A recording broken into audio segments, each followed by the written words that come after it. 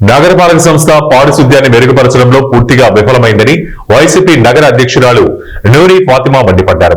GGH లో చేరి చికిత్స పొందుతున్న డయేరియా బాధితులను నూరి ఫాతిమా నియోజకవర్గ పరిశీలకులు నిమ్మకాయల రాజనారాయణ పరామర్శించారు. ఈ సందర్భంగా ఆమె మాట్లాడుతూ సుమారు 60 మంది డయేరియా బారిన పడి బాధితులు జీజీహెచ్ లో చికిత్స పొందుతూ ఉంటే స్థానిక ఎమ్మెల్యే నిర్లక్ష్య ధోరణిలో ఉండటం కరెక్ట్ కాదని మండిపడ్డారు.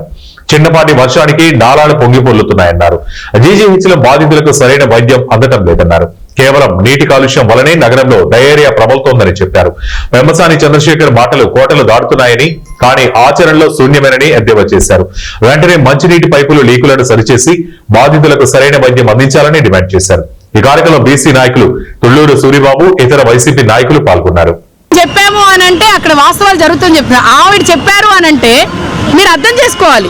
ఒక స్థానికంగా ఉన్న ఎమ్మెల్యే గారే ఇక్కడ బాలేదు అన్నారంటే బాగుందని చెప్పి వేరే ఎమ్మెల్యే ఎంపీ గారు చెప్తే ఎలా అండి? ఇక్కడ పెమ్మసాని గారు వస్తున్నారు, మొన్న జీజీహెచ్ వస్తారు, వచ్చి వెళ్తారు, ఏం చేయడానికి? కటింగ్లే చేస్తారు. దేనికోసం? ఎవరికి మంచి జరుగుతుంది, ఎవరికి ఉపయోగపడుతుంది? అసలు బేసిక్ నీడ్సే లేనప్పుడు మీరు ఎన్ని ఓపెన్ చేసినా ఏం ప్రయోజనం? ఇప్పుడు లిఫ్ట్ అన్నారు, అసలు పేషెంట్స్ ని పైకి తీసుకెళ్ళడానికి లిఫ్ట్ అవసరం. ఆ లిఫ్ట్ ఏ పరిస్థితిలో ఉందో చూడండి. మా హయాంలో అయితే లిఫ్ట్ పనిచేసింది, మరి ఇప్పుడు ఎందుకు పని చేయట్లేదు? అంటే సర్వీస్ లేదు అని అంటే బాధ్యత లేదు, మాకెందుకులే అంటే జగన్మోహన్ రెడ్డి గారి హయాంలో ఏవేవి తీసుకొని వచ్చినాయి మేము ఎందుకు పట్టించుకోవాలనే ఉద్దేశంలో ఉన్నారు. అంటే ఫుడ్ అని చెప్పారండి, కానీ మ్యాక్సిమం అందరూ వాటర్ కంటామినేటెడ్. నా బాగాలేదని చెప్పి వాళ్ళు ఎప్పటి నుంచో చెప్తున్నారంట, కానీ ఎవరు పట్టించుకునే వాళ్ళు లేరు.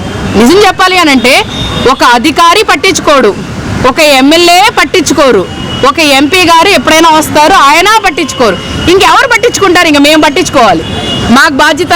ఎందుకంటే రాజకీయాల్లో మేము వచ్చింది వైఎస్ఆర్సీపీ పార్టీ ఉంది ప్రజలకి మంచి చేయడానికి, ప్రజలకి సేవ చేయడానికి, ప్రజల కష్టాల్లో ఉంటే మేము ఉన్నాము అని చెప్పి భరోసా ఇవ్వడానికి మేము ఉన్నాం. కాబట్టి ఖచ్చితంగా ఉంటాము.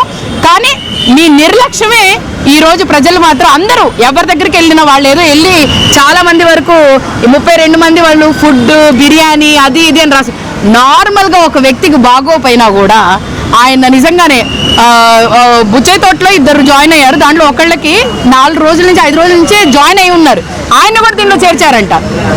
అసలు ఏంటి అంటే మీరు ఏది రాస్తే అదే నమ్మేస్తారా? ప్రజలు చెప్పింది మీకు అంటే చెవులకి ఎక్కదో నాకు అర్థం కాదు. మీరు చెప్పిందే వేదమా? మీరు చెప్పిందే నిజమా? మీరు చెప్పిందే ప్రజలు నమ్మాలా? నమ్మే పరిస్థితులు లేరు. నిజం చూపించడానికి మేము ఎప్పుడు ముందు ఉంటాం. కాబట్టి మీరు చర్యలు తీసుకోవాల్సిందిగా కోరుకుంటున్నాము.